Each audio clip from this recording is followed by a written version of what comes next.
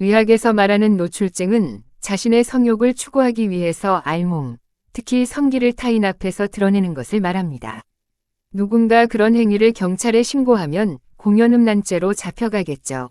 여기서 공연음란이란 음란한 행위의 공연을 말하는 것이 아니고 공연이, 그러니까 다른 사람이 알 만큼 뚜렷하게 음란한 행위를 했다는 의미입니다. 다른 사람이 알 만큼 뚜렷해야 범죄가 되는 것이죠. 바바리맨에 비해서 바바리걸이 적은 이유는 여성은 성기를 드러내는 수준까지 가지 않아도, 그러니까 노출증 기질이 있는 여성이라 해도 초미니 스커트, 가슴이 비치는 얇은 상의를 입거나 여름이라면 비키니를 입는 정도만으로 바바리맨이 성기를 드러내야 얻는 정도의 성욕을 채울 수 있기 때문입니다. 여성의 경우 심하다 해도 노팬티에 스커트를 입고 다니는 정도죠. 공연음란죄가 성립하지 않습니다. 다른 사람이 알 만큼 뚜렷하지 않기 때문이죠.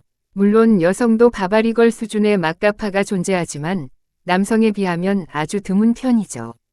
그럼 성욕을 추구하지 않고 자신의 성기를 드러낼 수도 있을까?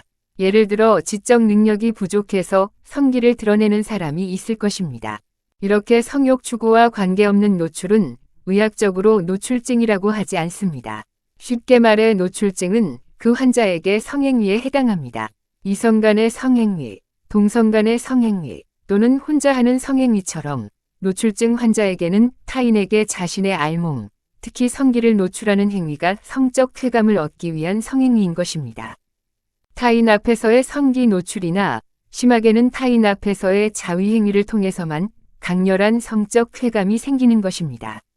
자기에게는 정상적인 성행위이지만 사회적으로 용인되지 않는 범법 행위가 되는 것이죠. 정상이라고 분류되는 성행위를 하는 사람들이 평범한 사회생활을 해나가듯이 노출증 환자 역시 그런 성행위를 제외하면 사회생활에서 큰 문제를 일으키지 않습니다.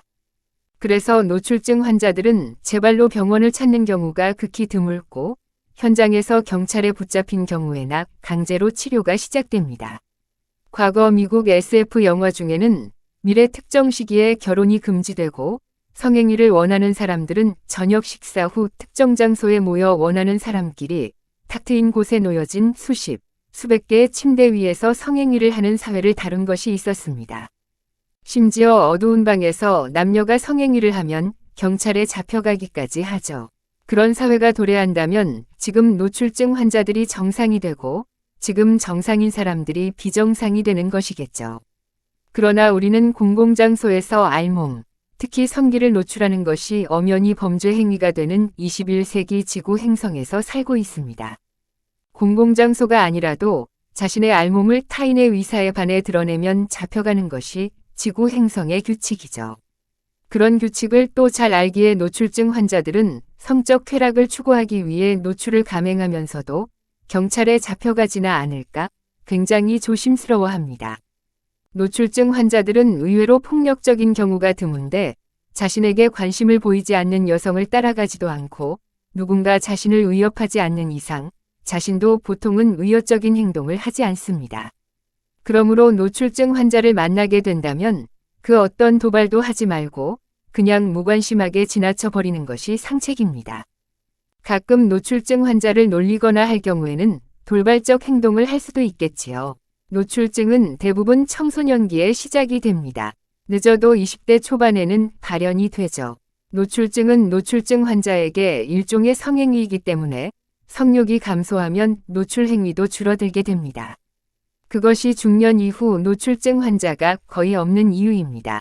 노출증의 치료라는 것이 성적 욕구의 방향성을 변화시키는 것인데 그것이 대단히 어렵습니다. 그들에게는 타인 앞에서의 노출이 성적 쾌감을 주는 유일한 성행위인데 그것을 하지 말라고 하니 치료가 쉬울 리 없죠. 결국 성욕 자체를 감소시켜야 그나마 효과가 있기 때문에 테스토스테론 수치를 낮추는 약물을 쓰게 됩니다. 약물로 성기능의 중년이 미리 오게 하는 것이죠. 노출증은 일단 자리를 잡으면 되돌리기가 무척 어렵습니다. 그러니까 비정상적인 성욕 없이 20대 중반을 넘긴 사람이 뒤늦게 노출증에 걸릴 위험한 짓을 하면 안 되겠죠. 그런 위험성이 있느냐? 있습니다. 그것이 문제입니다. 노출증의 노자도 몰랐던 사람이 뒤늦게 노출증에 걸리는 경우는 대체로 이렇습니다. 누드비치를 다룬 다큐나 영화를 보았다. 가림막이 있는 옥상에서 알몸으로 선탠을 하는 유명인 관련 글이나 영상을 보았다. 산속에 홀로 사는 자연인이 여름에 시원하게 냇가에서 목욕하고 알몸으로 집까지 걸어가더라. 이런 식의 정보 접촉 후 괜히 생각해보는 겁니다. 그래, 나도 자연인이 되어볼까? 이 지점에서 사고가 나는 것입니다. 그리고서는 어느 날 자기 외에 아무도 없다고 생각하는 곳에서 슬쩍 옷을 벗어보는 것이죠. 그곳은 심야 옥상일 수도 있고 숲속 벤치일 수도 있습니다. 그리고서는 생각하는 거죠. 이야, 나도 이제 자연인이다. 이렇게 시원하고 좋은 걸 그동안 왜 안 했을까?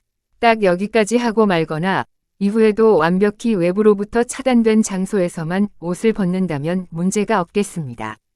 그러나 노출증으로 가는 사람은 거기서 한 발 더 나아가게 됩니다. 텅 빈 강의실에서 심야극장 맨 뒷자리에서 슬쩍 옷을 내리고 위험한 스릴을 즐기게 됩니다. 차라리 이 정도 시점에 누군가에게 들켜서 크게 참피를 당하면 다행이겠습니다. 이 시점에 이미 범죄 행위는 성립이 되는 상황입니다. 그리고 거기서 또 한 발 더 나아가는 사람이 있습니다. 주차된 자기 차 안에서, 버스 뒷자리에서, 공원 벤치에서 아직 직접적으로 이성이 자기 앞에 존재하지는 않지만 지극히 위험한 상황에서 성기를 노출하게 됩니다. 그리고 처음에는 자연인처럼 시원하다 정도였던 감정이 어느 순간 쾌감으로 바뀝니다. 그리고 자위행위를 하게 되죠. 이제 돌이키기 힘든 지점이 된 것입니다. 그러다가 어느 순간 여자에게 들킬 만한 상황에서 쾌감이 더 커지게 되고 아예 여자가 쳐다보는 상황에서 쾌감이 극대화되는 순간이 옵니다. 이 시점에는 완전히 노출증 환자가 된 것이죠. 제가 아는 분들 중에 30대, 심지어 40대 초반까지 성욕과 관련해서 지극히 정상적이던 분들이 노출증 환자가 된 경우가 있습니다. 경찰에 붙잡혀 간다거나 의료기관에서 강제로 치료를 받는 충격을 겪고 나서도 이분들이 정상적인 성행위로 돌아가지 못하는 걸 목격했습니다. 자연에서 시원하게 벗는 것과 공공장소에서 옷 벗는 게 구분이 안 되냐 식의 생각을 누구나 처음에는 할 수 있습니다. 그런데 분명 그런 사람들 중 일부는 특히 강한 성욕을 가진 분들 몇몇은 노출증 환자로 발전합니다. 어느 날, 어느 순간 애매한 장소에서 옷을 한번 벗어볼까 하는 생각이 드는 순간 정신 차리기 바랍니다. 마약과 비슷한 면이 있습니다. 일단 시작하면 멈추기가 쉽지 않습니다. 최정상의 엔터테이너였다가 노출증이 악화되어 공연음란죄로 경찰에 붙잡힌 뒤 자기가 쌓아올린 모든 커리어가 끝나버린 미국의 유명 방송인이 남긴 말이 있습니다. 그날, 그 늦은 시간, 성인 영화를 상영하던 극장 맨 앞자리에서 괜한 호기심에 바지를 내리지 않았더라면 내 인생이 이렇게 엉망이 되지는 않았을 것이다.